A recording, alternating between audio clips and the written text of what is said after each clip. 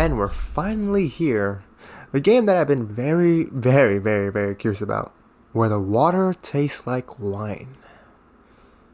Oh, by the way, I forgot. How you doing, everyone? Hope everyone's doing alright. Today, I hope Play Luck has provided you all with good luck and good fortune. And let's see how this goes. Yeah, I can't resume because I never started.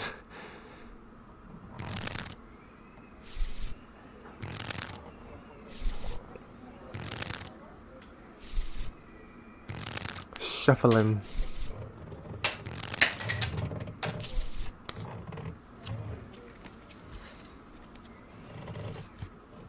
Someone betted a crow feather. Night has fallen and you're weary from travel. Stars fill the sky above, and in front of you is a brightly lit wooden house, the only building you've seen for days. You walk toward the house, hearing the sounds of laughter and talk as you reach the door and push it open.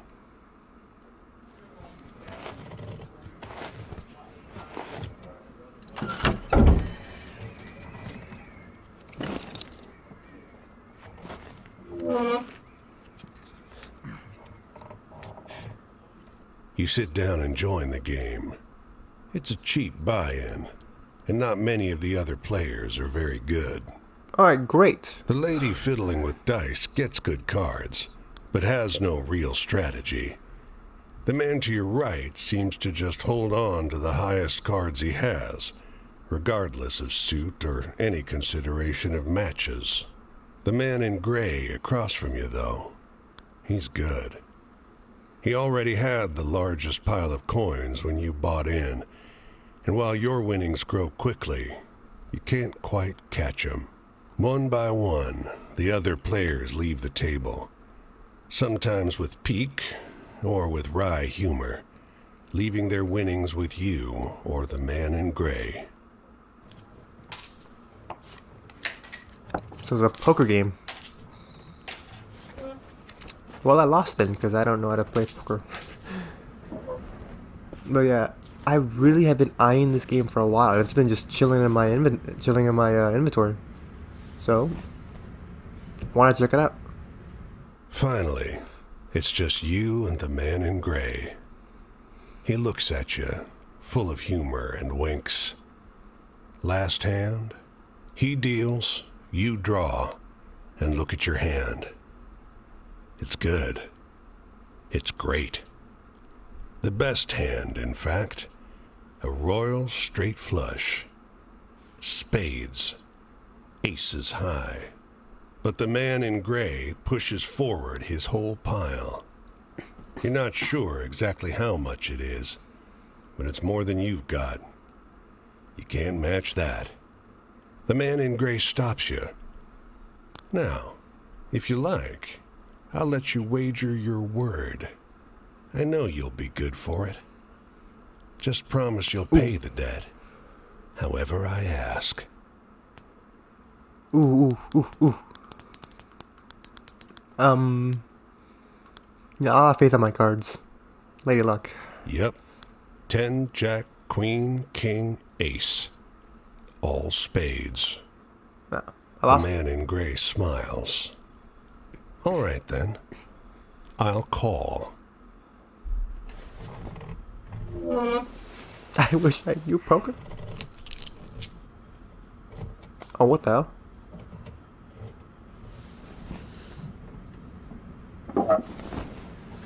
Whoa, what are these?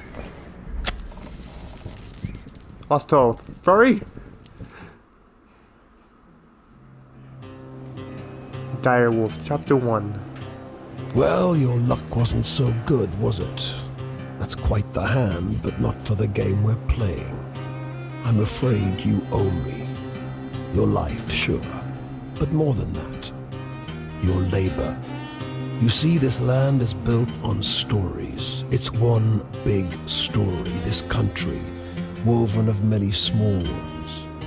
Few of the small ones are strictly true, and the big story is mostly a lie. All the stories and songs and myths and legends start somewhere, with a seed. As they're told and retold and passed around, They grow and change to become the stories we know.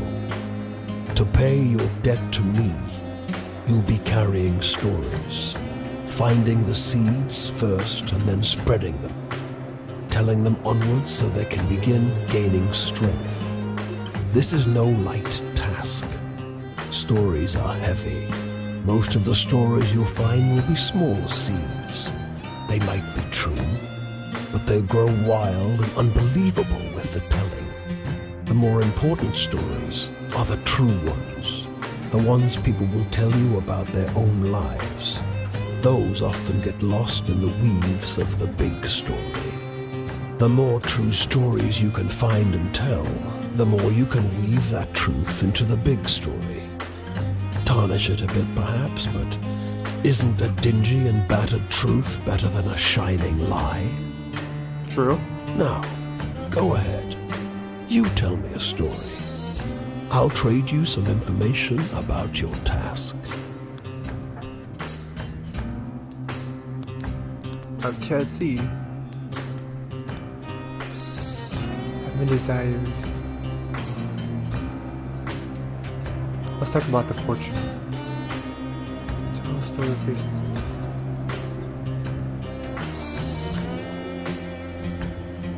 It's just luck. Funny how bad luck seems to follow the folks who already have problems aplenty. Well, try your luck out there in this country. See how the dice treat you. It's not all bad. You'll have to work hard, but I'll give you the gift for seeing the true shapes of people. Not Oh, that's many nice. who can do that.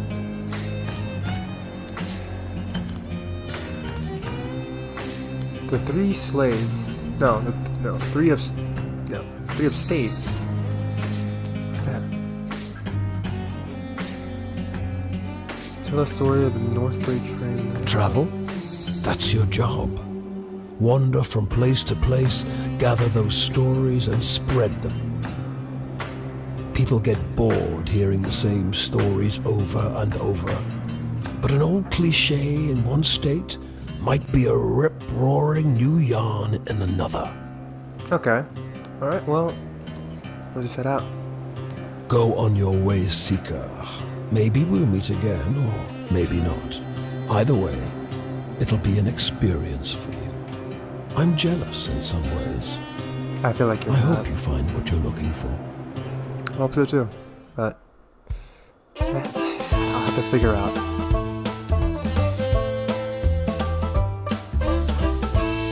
And off I wander into the great nothing of Canada. Well, I'm gonna scrawl my name on the bare bones of the earth. This bungalow is being ransacked.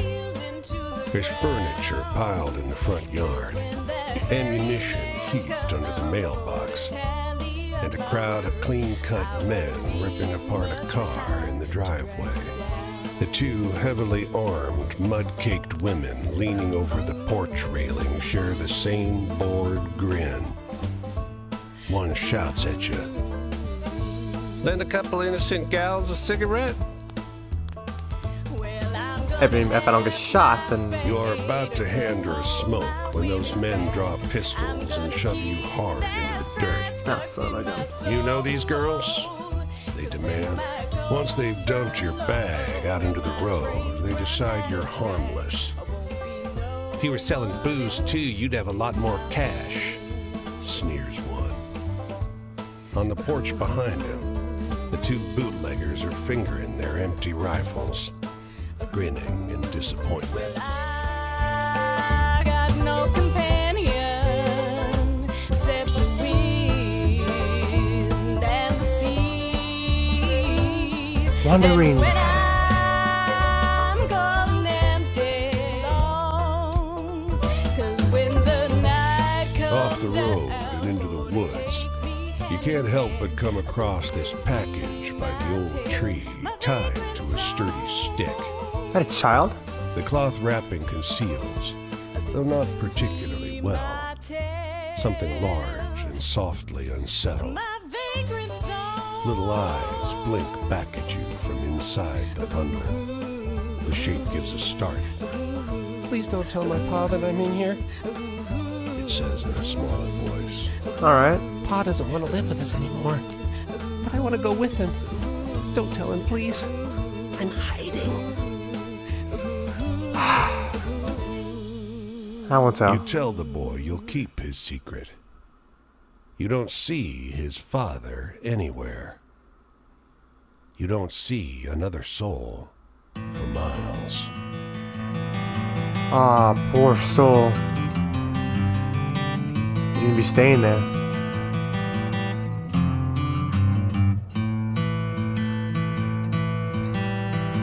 Off to Portland.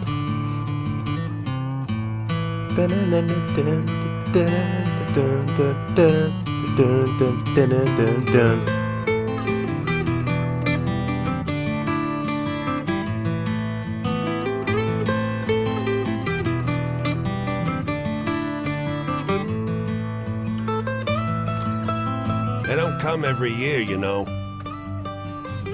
The old man is sitting at the edge of a rotting old pier, crooked legs dangling over the water.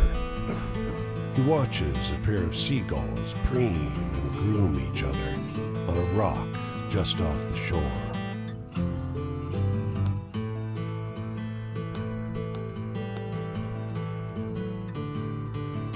Just when the fishing is going to be good. He taps great, black, thick globs of spent tobacco out of a huge ceramic pipe. I got another year, I guess. Another year of this town being here, he replies, letting a grin spread across his face. If the seagulls came, that means enough fish to keep it in place.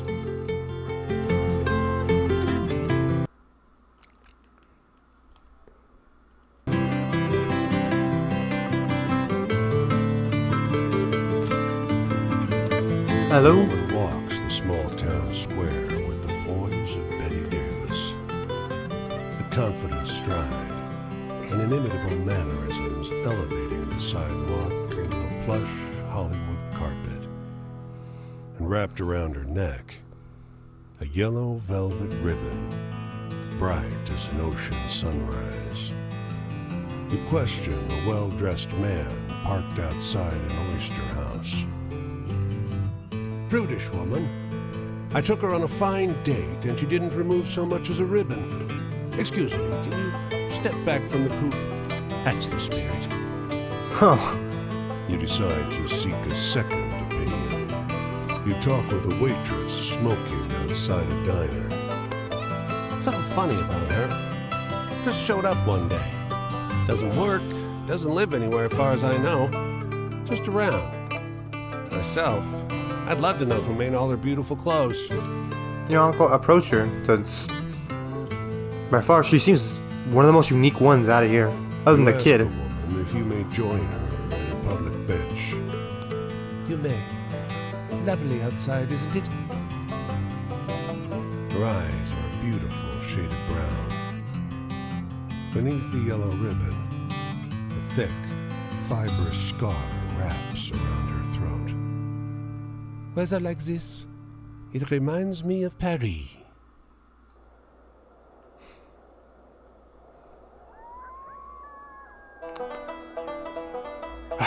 The wandering.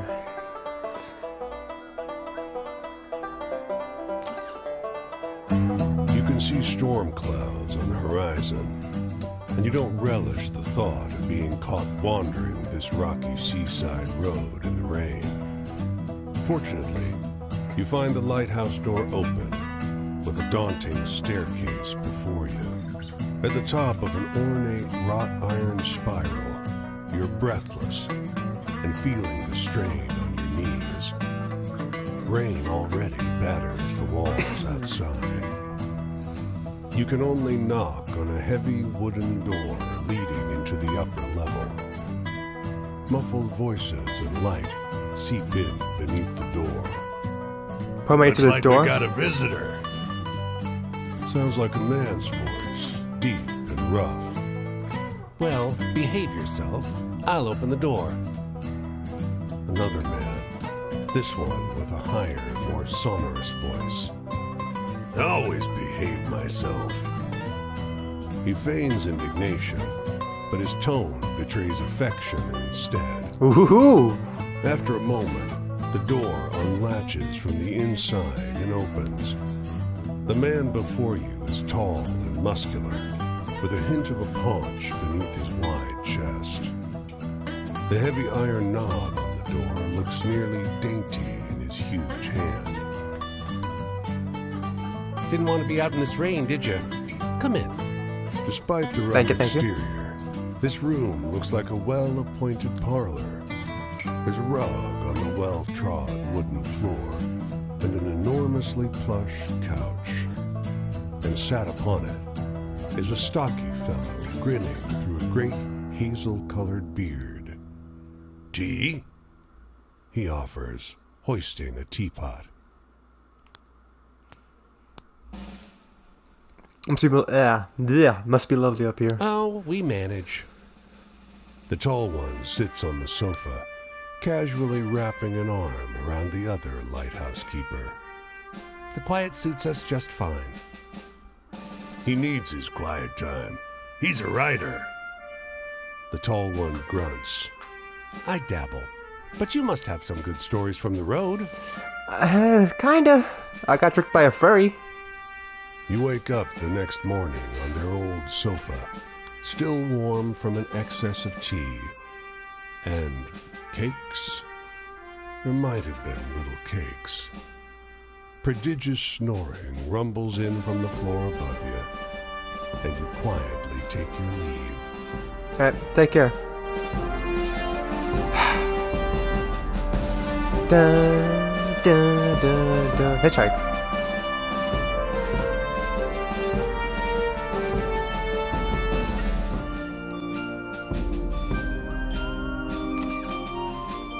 A dusty truck and a man on horseback pull up next to one another in front of the grocer. Suddenly, the driver and the rider, two wiry old men with identical haircuts, start shrieking at one another. The man with the truck leaps into the street. Twins. Brother! He shouts. The one on the horse tumbles out of his saddle. Brother! He screams. They embrace in the road. 30 years! Hollers the driver. The rider, tears streaming down over his face, corrects him. No! 32! Everyone here is watching these two older men cry and hug one another in the middle of Main Street. Cars and wagons are backing up. People are yelling. Take a photo of us! The driver begs you. Starts hauling a tripod out of the bed of his truck.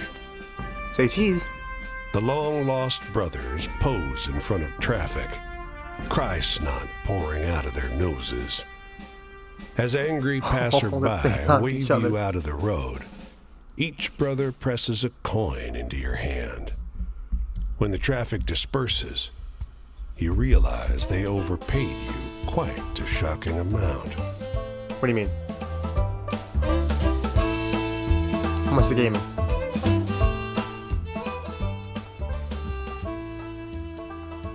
I will never know. Boston. I kinda wish I knew my map. Where the hell am I? Boston.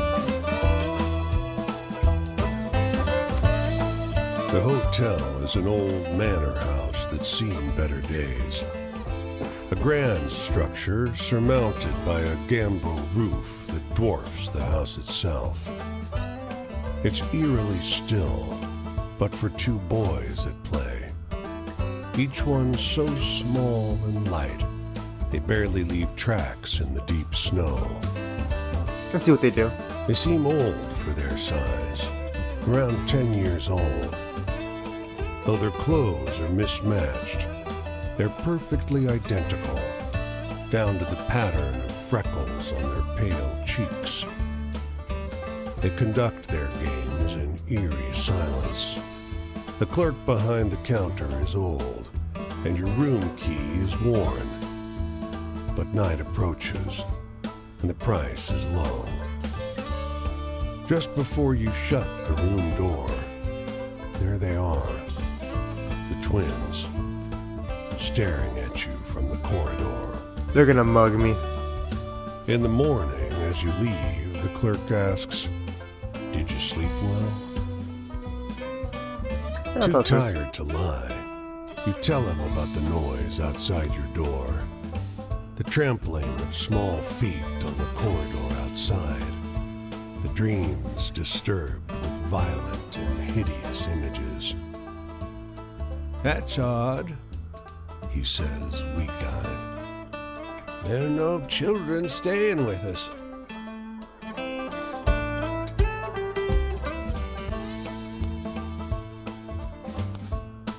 Look at cards. Lovers, High Priestess, Justice, Queen of the Cup. I really want to get into that one. The Sun, the Devil, and Nine of Swords. You come across a girl picking wild blueberries. She smiles and greets you. "Anin." She offers you some from her birch bark basket. You reach in the basket for blueberries, but pull out a handful of small, smooth stones, all the colors of the rainbow. The snickering girl runs into the trees as fast and light as a rabbit. Throw stone or drop it? I'll throw it. When the stones reach the top of their arc above your head, they turn into butterflies, all the colors of the rainbow. Your heart leaps in surprise. Incredible. His clothes are expensive, but unkempt. A tailored jacket stretched and warped out of its best fit by long days on the road. His thinning frame weighs down the boxcar next to yours. "You got a light, friend?" You offer a match, which bends and nearly snaps as he scratches it against the pitted iron edge of the boxcar. "Thanks," he mumbles, perching one last cigarette on his lip. "Don't rightly know where I'm going." You notice how deeply wrinkled his clothes are. It's as though a huge hand plucked him from a high society party and crumpled him up like a sheet of paper. "Don't rightly know how I got going either. They built a railway just past Missy Hudson's estate. Damned racket ruined our soiree. Might have been a few bottles of Armagnac too many when I walked down the tracks to tell them to keep it quiet." He drags on the cigarette, but you never see him exhale. Oh. The stream is a clear, reflective shade of blue. Unusual in this region, where bog iron colors the river's brown. Across the way, a goat with great leather wings laps up the water, its sunken red eyes fixed on your every movement. You now notice the unnatural absence of wildlife. No fish swim in the stream. No birds sing in the trees. The winged goat drinks with a forked tongue, only abstractly concerned with your presence. Let's just drink the water. I feel like this thing will attack me. Plus, it gives me two different options. You cup the water in your hands, ice cold somehow, and take a swallow, soothing the coarseness in your parched throat. Clear as the water is, the stream bed isn't visible, even looking straight down. Your feet don't reach the bottom, so you float in the cool water, feeling washed clean. The ripples flow as far as you can see, never fading. Bye-bye. The winged goat snorts and heads in the other direction. Muddling through the dark, you A stumble onto zombie? the path of the white deer. Its beauty strikes you at once. It is something otherworldly, beyond borders. A moon swimming in the void. Human shouts not far away break the spell. The deer's ears prick up. This thing is being hunted. Help it out. You know a way out of here. As the hunter's cries get louder, you approach the deer carefully, palms outstretched. As you grow close, your features become clearer in the light of the deer's aura. It bolts into the path of an oncoming train. Oh god.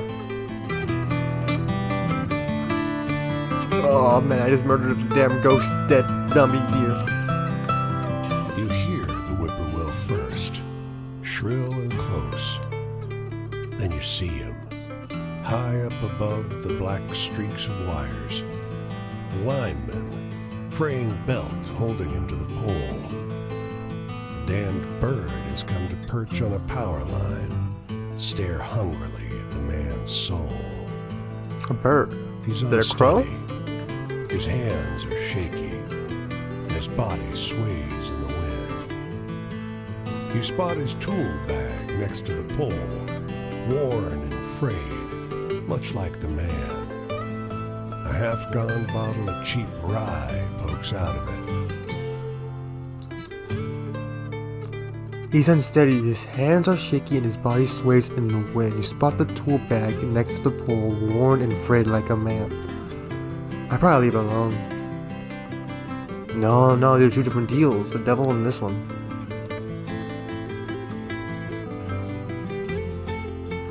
Which one though? Which one? If I walk away, he probably will die.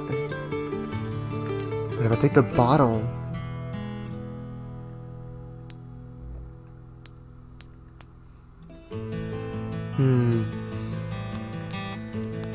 I guess I'll just take the bottle.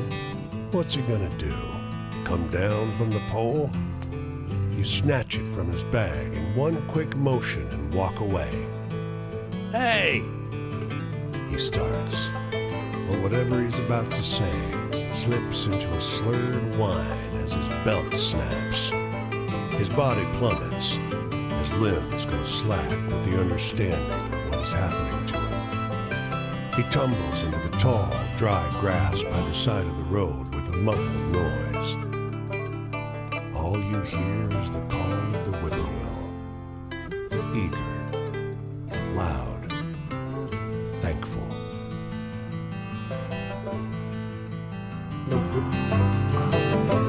My god, what am I doing? The man is the color of mill dust. His smile creases his face like folds in dough.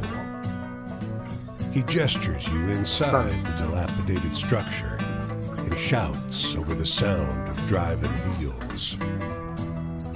You're welcome to sleep here. You don't want to rest by the river. Not in the evening. Insects. Ah, Man shoves the broken door closed behind you. The mill is warm, and the air is heavy with the powder kicked up by your entrance. You realize how easy it would be to drift off on this pile of sacks to the loud but constant sound of the grinding wheels. the sun or the crown? I'll fight the dragon. Consciousness is elusive. Your limbs throb with a dull fatigue, and your eyes are sticky with dust. The man suddenly grips your legs and drags you toward the millstone. Or what? You do not love my daughter. You will not have her. I will not let you hurt her. His voice is pained, Sleepwalking. not angry. Your hand catches a flour sack printed with brightly colored flowers. A puff of flour makes you sneeze, and you wake. The mill is quiet. Its works long disconnected. In your hand is the faded remnant of what might once have been a bag, or a piece of a dress.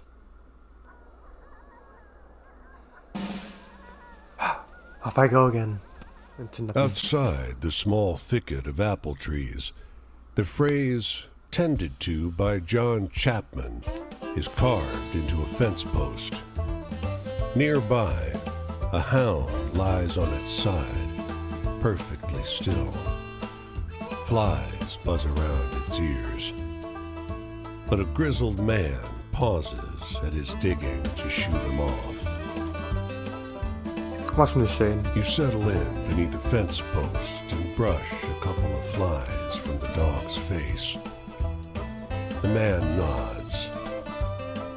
Much obliged. He kept me company when I moved from orchard to orchard, but he breaks off. For a while, the only sound is the shink of the shovel in the dirt. Let's just talk about his dog. I think it would be rude if I asked what happened over there. He's a stray. I gave him some scraps one day while I was selling trees, and he just followed me after that. Uh-huh. He tells you stories as he digs, about his travels, about planting apple trees. Every so often, he turns to look at the still figure lying by the fence. He shakes his head. Nearly there. But you'll the be hole there is quicker. deep enough. If you need help. He lowers the dog reverently into the grave. Oh. I'll see him again in heaven, Uh-oh. he tells you. His soul is bound to mine. I don't think I can bear to stay here, though. Maybe I'll set out again. Oh man, that one hits home. But hey, good luck on you, buddy. Hope you see him. Dog's life is precious. Any animal's life is precious, especially when you bond with it enough. But hey, good luck on your travels, buddy. Hopefully I'll see you up there one day. But from what the adventures I've been going through, I doubt it. But hey, let's end the video here for now. I'm definitely gonna come back to this game and see what's up in these stories. So, everyone, take care. Have a safe day. Well, safe and good day. I can go with that. And I'll see you guys soon. Alright, take care. Alright, bye-bye. Night-night.